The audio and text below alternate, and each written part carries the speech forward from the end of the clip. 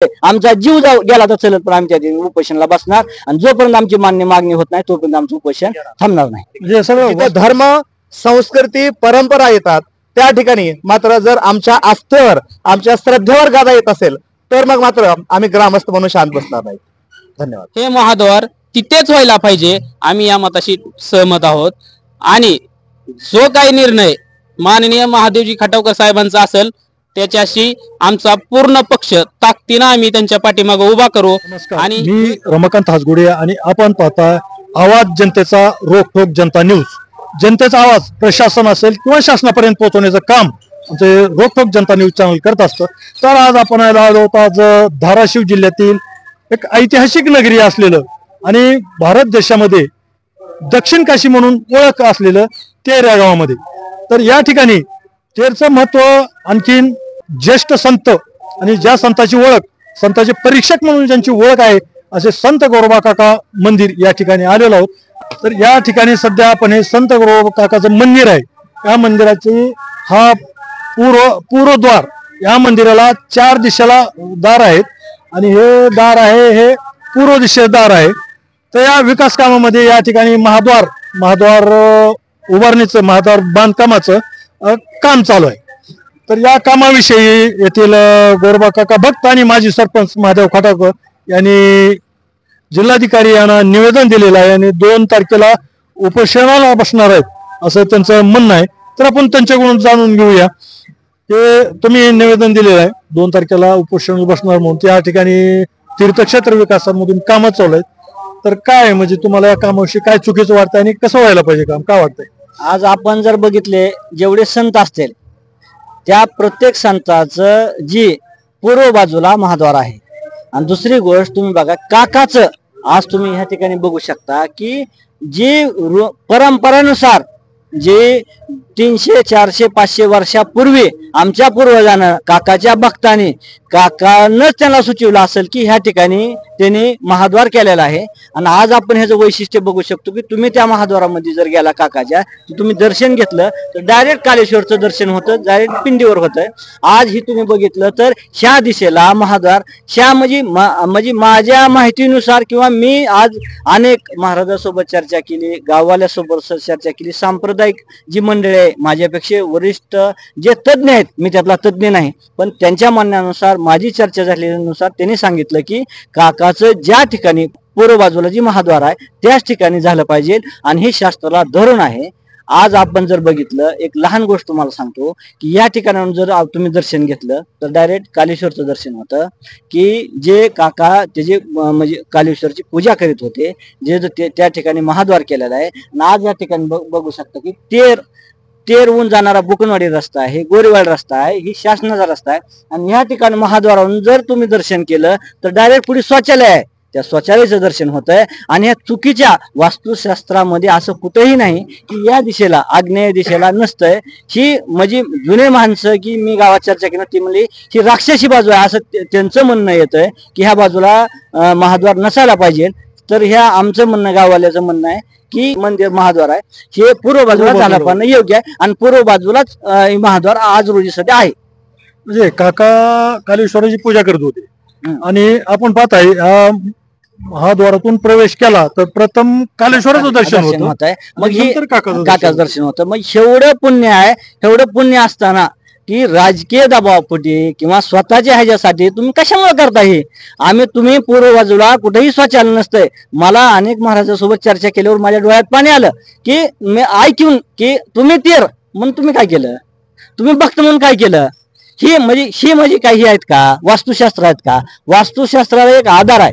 आणि आज तुम्ही काकाचं जी आज या ठिकाणी जी अनेक वर्षापासून परंपरा किंवा अनेक संतांची परंपरा आहे, असं पूर्व बाजूलाच म्हणजे आज रोजी बी आहे, मंदिराचं आहे, महाद्वार आज रोजी आहे, त्या ठिकाणी न करता तुम्ही रोडवर करता, चुकीच्या बाजूने करता. आणि पुन्हा ह्या ठिकाणी नगरखाना म्हणतात. नगरखाना ही कुण्याही संताचं बघितलं तर महाद्वाराच्या वरच नगरखाना केलेला आहे.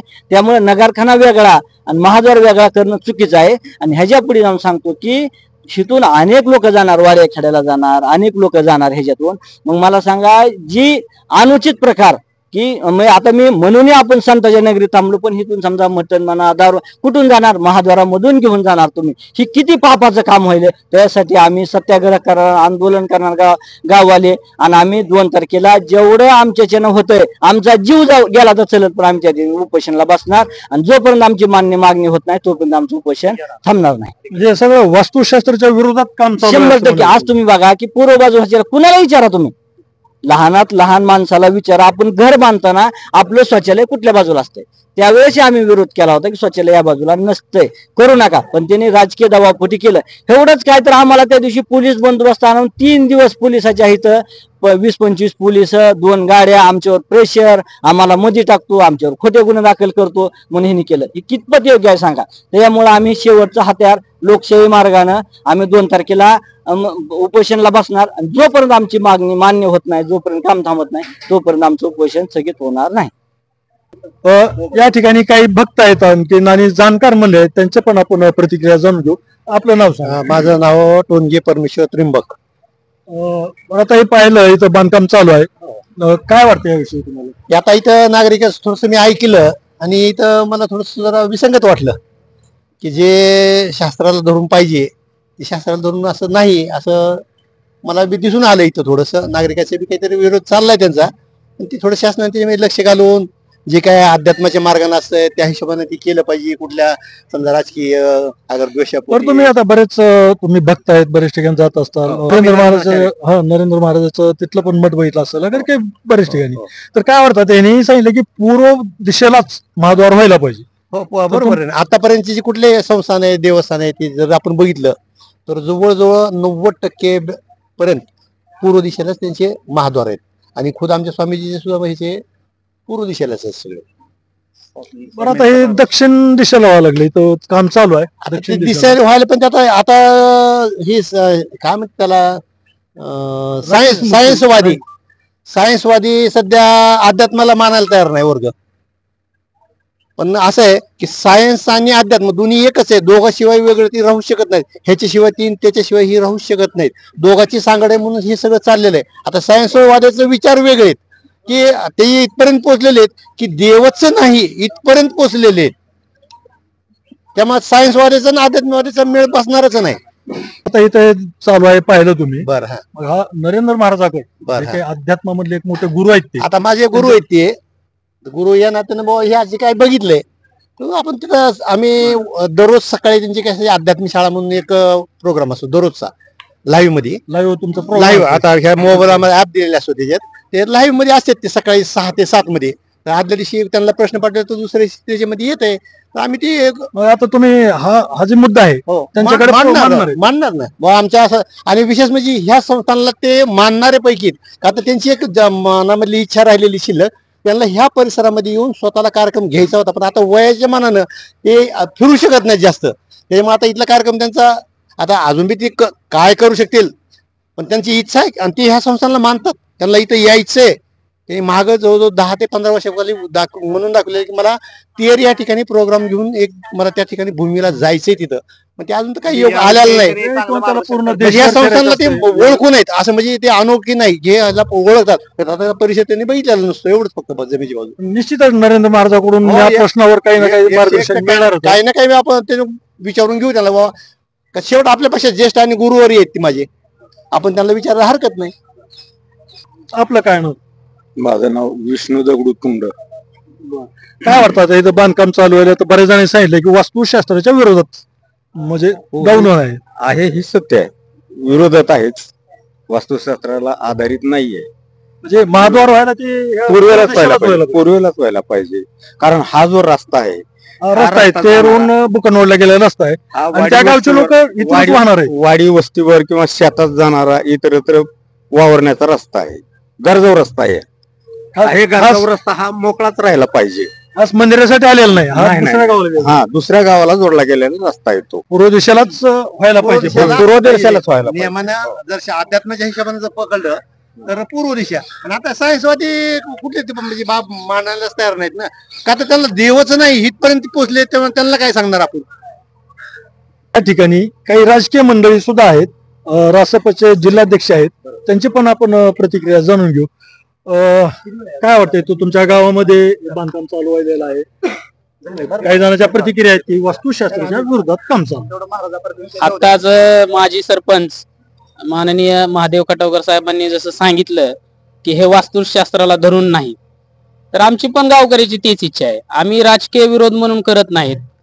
तेर गावाला एक ऐतिहासिक वारसा लाभलेला आहे आणि जे आमच्या पूर्वजांनी जे महाद्वार केलेलं आहे हे महाद्वार तिथेच व्हायला पाहिजे. आम्ही या मताशी सहमत आहोत आणि जो काही निर्णय माननीय महादेवजी खटावकर साहेबांचा असेल त्याच्याशी आमचा पूर्ण पक्ष ताकदीनं आम्ही त्यांच्या पाठीमागे उभा करू आणि हे काम पूर्णपणे बरोबरच झालं पाहिजे. चुकीचं काम थांबण्यासाठी आम्ही भविष्यामध्ये याच्यापेक्षाही उद्याचं उपोषण हे करणारच आहेत, पण त्यावरती जरी नाही थांबलं तर आम्ही याच्यापेक्षाही उग्र आंदोलन पूर्ण महाराष्ट्रभर उभा करण्याचा प्रयत्न देखील पक्षाच्या माध्यमातून करू. या ठिकाणी आणखी सामाजिक कार्यकर्ते आणि आम आदमी पार्टीचे जिल्हा उपाध्यक्ष तानाजी पिंपळे आहेत. त्यांची पण आपण प्रतिक्रिया जाणून घेऊ. महादेव खटावकरांनी सांगितलं आता की हे काम नाही थांबलं तर 2 तारखेपासून आमरण उपोषण करणार. तुमच्या पार्टीचा काय पाठिंबा असेल का, काय तुमची प्रतिक्रिया काय त्याविषयी? निश्चितच पाठिंबा असणार आहे. राजकीय पक्ष किंवा राजकीय नेता किंवा प्रतिनिधीमधून बोलण्यापेक्षा आपण माझं जन्मगाव आहे आपल्या प्रत्येकाचं, या तेरमध्ये राहणाऱ्या या प्रत्येकाने ह्या गोष्टीचा विचार केला पाहिजे. आज आम्ही जे काम करणारे प्रतिनिधी आहेत, लोकप्रतिनिधी, उदाहरणार्थ राणा जगजितसिंह पाटील साहेब यांच्या कार्यकर्त्याशी आम्ही ज्यावेळेस बोललो त्यावेळेस त्यांची सुद्धा भूमिका हीच आहे की आम्हालाही एक समजतंय, पण त्या मांजराच्या गळ्यात घंटा बांधायची कोणी ही त्यांची अडचण आहे. म्हणजे काय तर हे सगळं गाववाल्याला कळतंय, बऱ्याच लोकांना कळतंय, मात्र तिथपर्यंत विषय न्यायचा कोणी ही तर अडचण आहे. म्हणून तुमच्या माध्यमातून तो विषय तिथपर्यंत जायला पाहिजे. दुसरी महत्वाची गोष्ट, ग्रामस्थ म्हणून आम्ही पुन्हा पुन्हा सांगतोय, ग्रामस्थ म्हणून हे जे होतंय ते चुकीचं आहे हे आम्ही मानतोय आणि ते चुकीचं होऊ नये यासाठी आम्हाला जे काही प्रयत्न करणं गरजेचं आहे ते आम्ही या ठिकाणी करणार आहेत. या ठिकाणी माजी सरपंच तेरचे आहेत मुन्ना खटावकर, त्यांनी जे आमरण उपोषणाचं त्या ठिकाणी हत्यार उपसले आहे, जे की सगळ्यात लोकशाहीमधलं सगळ्यात मोठं हत्यार आहे, त्या उपोषणाला आमचा पूर्णपणे पाठिंबा असेल आणि हे काम जे चुकीच्या दिशेनं होत आहे ते थांबलं पाहिजे. तुम्ही काम करू नका ही आमची भावना नाही. तुम्ही तेरमध्ये आजपर्यंत आम्ही एवढे मोठे कामं केले, तुमचं काम कुठल्याही कुणीही आजपर्यंत अडवलेलं नाहीये.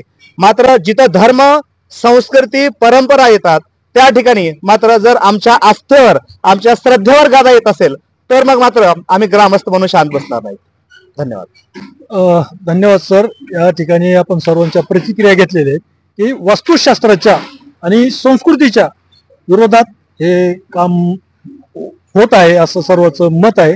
या ठिकाणी तेर येथील ज्येष्ठ नागरिक आणि संत गोरोबा काकाचे भक्त आहेत वसंत नाईकवाडी, त्यांची आपण प्रतिक्रिया जाणून घेऊ. या ठिकाणी हे महाद्वार व्हायलंय, त्याचं काम चालू आहे, तर काय वाटतंय त्याविषयी तुम्हाला? कुठं व्हायला पाहिजे? महाद्वार हे पूर्वेकडे तोंड करून असलं पाहिजे.